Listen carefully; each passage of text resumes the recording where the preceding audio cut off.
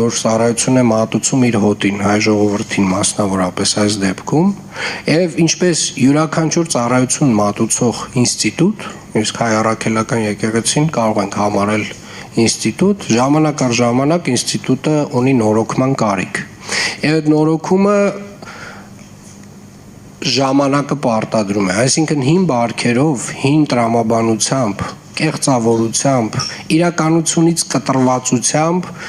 ինստիտուտները չեն կարող մատուցել այն ձևով այդ ծառայությունը, ոնց որ այդ ժամանակը, արդի ժամանակը պահանջում է։ Եվ մասնավորապես կարծում եմ, այո, եկեղեցին ունի որոշակի նորոգման կարիք եւ դարերի ընթացքում այդպիսի նորոգումներ տեղի են ունեցել։ Եվ ես կարծում եմ եւ ես վստահ եմ, որ այդ նորոգումը տեղի ունենալու հենց եկեղեցու ներսից, թեկուզ շատ տենց դանդաղ տեմպերով, բայց այսպես ասած այն շղարշը, այսպես ասած, որոշակի կեղծավորության շղարշը պետք է պատրվի եւ մենք պետք է վստահ լինենք, որ եկեղեցին, որը ծառայություն է մատուցում Աստծուն եւ ծառայություն է մատուցում նաեւ իր հոտին, ազնիվ է եւ անկեղծ իր հոտի հետ։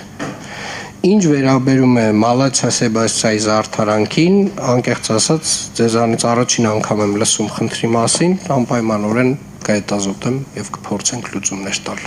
Չէ, պարոն Ավինյան, դուք շրջանցում եք բուն հարցը, ես ասում եմ Նավասարդ Կճոյանի վերաբերյալ։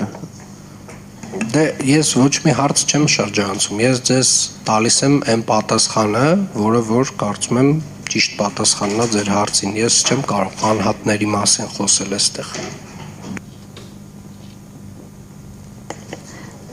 Մուշեղյան Քրիստինա, Եվրոմեդիա, պարոն Ավինյան, իմ